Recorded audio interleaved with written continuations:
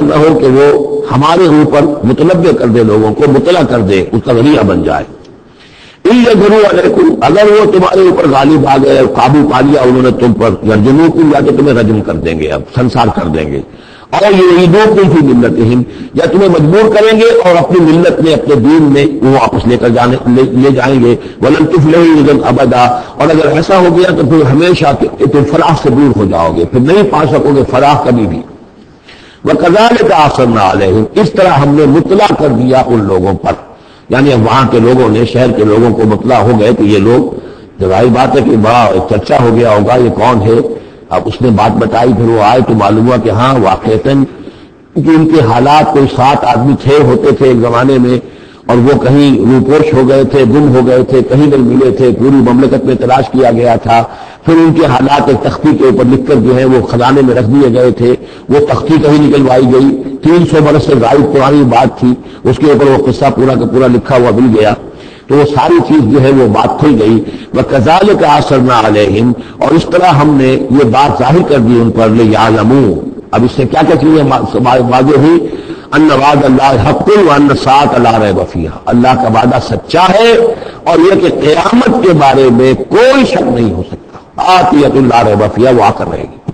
اس لیے کہ 300 برس تک ایک آدمی سویا رہ سکتا ہے اور پھر وہ اٹھ گیا، تو کیا مشکل ہے اللہ کے لیے کہ وہ جو مر چکے ہوں ان کو دوبارہ زندہ کر دے۔ اذ یتنازعون بینہم امرہم، اب وہ ان کے بارے میں آپس میں جھگڑنے لگے کہ کیا کرنا چاہیے ان کا معاملہ۔ وہ تو جا کر اپنی غار کے اندر دوبارہ سو گئے، اور اب اللہ نے ان کے اوپر موت جو ہے حقیقی موت وارد کر دی۔ اب کیا کرنا چاہیے؟ اذ یتنازعون بینہم امرہم، تو جبکہ وہ آپس میں جھگڑ رہے تھے، فقالوا ابنوا علیہم بنیانا، کچھ لوگوں نے کہا کہ یہاں پہ ایک یادگار تعمیر کر دی جائے، ایک عمارت تعمیر کی جائے، معلوم ہو کہ یہاں اتنا بڑا واقعہ ہوا ہے کہ اس کے پاس ایک یادگار تعمیر ہو۔ ربہم عالم بہم، ان کا رب ان سے بہتر واقف ہے۔ قال الذین غلبوا علی امرہم، تو جن لوگوں کی بات مانی گئی، جو غالب آئے اپنی رائے کے اعتبار سے، انہوں نے یہ کہا لنتخذن علیہم مسجدا، کہ اب ہم یہاں پر ایک مسجد تعمیر کریں گے ان کی یاد میں۔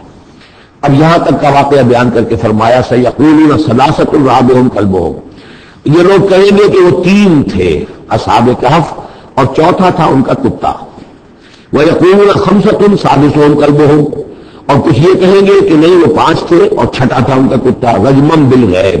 یہ ساری باتیں جو یہ کہہ رہے ہیں یہ اندھیرے کے اندر تامل ٹولیاں ہیں، یہ تیر تکے چلا رہے ہیں اندھیرے کے اندر۔ وَيَقُولُونَ سَبْعَةٌ وَثَامِنُهُمْ كَلْبُهُمْ، اور ان میں سے کچھ وہ بھی ہیں جو کہتے ہیں کہ وہ 7 تھے اور 8واں ان کا کتا تھا۔ قُلْ رَبِّي أَعْلَمُ بِعِدَّتِهِمْ، کہہ دیجئے کہ میرا رب زیادہ بہتر جانتا ہے کہ ان کی تعداد کتنی تھی۔ مَا يَعْلَمُهُمْ إِلَّا قَلِيلٌ، نہیں جانتے اس چیز کو مگر بہت کم لوگ۔ یہاں قرآن مجید نے صراحت تو نہیں کی، لیکن مفسرین کا کہنا یہ ہے کہ بٹوین دی لائن بتا دیا کہ یہی رائے صحیح ہے، اس لیے کہ ثلاثۃ رابعہم کلبہم، خمسۃ سادسہم کلبہم، درمیان میں واو نہیں ہے، لیکن سبعۃ وثامنہم کلبہم اس کے اندر جو ہے زور ہے۔ دوسرے یہ کہ جب وہ جاگے تھے تو ایک نے سوال کیا تھا کتنے دن ہم رہے ہوں گے، پھر جواب میں 3 نے کہا تھا 1 دن یا اس کا کچھ حصہ، اس لیے کہ 3 سے کم پر جمع کا اطلاق نہیں ہو سکتا۔ قالو جو ہے صیغہ جمع کا ہے، 3 سے کم پر نہیں، 2 ہوتے تو قالا ہوتا۔ اسی طریقے سے پھر جنہوں نے یہ کہا کہ چھوڑو اس مسئلے کو اور کسی کو بھیجو کھانا لانے کی، وہ بھی کم سے کم 3 تھے، اس لیے کہ وہ بھی قالو کے لفظ کے ساتھ ہے، تو 3 جمع 3 اور ایک پوچھنے والا، وہ 7 بن گئے۔ ویسے یہ کہ گبل کی کتاب میں میں نے آپ کو بتایا 7 سلیپرز، یہ گویا کہ ان کی ہاں بھی جو ٹریڈیشنز ہیں ان کی روایات جو تاریخی چلی آ رہی ہیں، ان میں یہ کہانی کے طور پر یہ چیز موجود ہے ان کے لٹریچر کے اندر، تو گویا کہ اللہ نے تائید اسی کی ہے۔ لیکن یہ کہ اس میں جھگڑنے کی ضرورت کیا ہے؟ فلا تمہارے فیہم الا مران ظاہرا، تو اس معاملے کے اندر اے نبی آپ ان سے کوئی زیادہ جھگڑیے مت، ولا تستفتح فیہم منہم احدا، اور نہ ہی ان چیزوں کے بارے میں ان میں سے کسی سے پوچھیے، اس لیے کہ یہ چیزیں ایسی نہیں ہیں، اسی میں ہمارے لیے ہدایت ہے۔ جو چیز دینی اعتبار سے اہم نہ ہو، اور جو خاص طور پر جو ہمارے لیے جو اصل مسئلہ اس وقت ہے اقامت دین کی جدوجہد، اصل مسئلہ،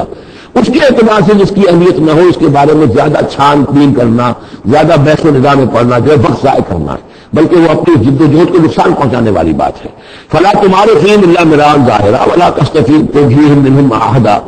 ولا تقولن لشیء، یہ بہت اہم واقعہ آ رہا ہے یہاں۔ اس واقعے میں حضور صلی اللہ علیہ وسلم سے ایک سہو ہو گیا تھا۔ جب یہ سوالات کیے گئے تو حضور نے فرمایا ٹھیک ہے، میں اس کا جواب دے دوں گا، تم آنا.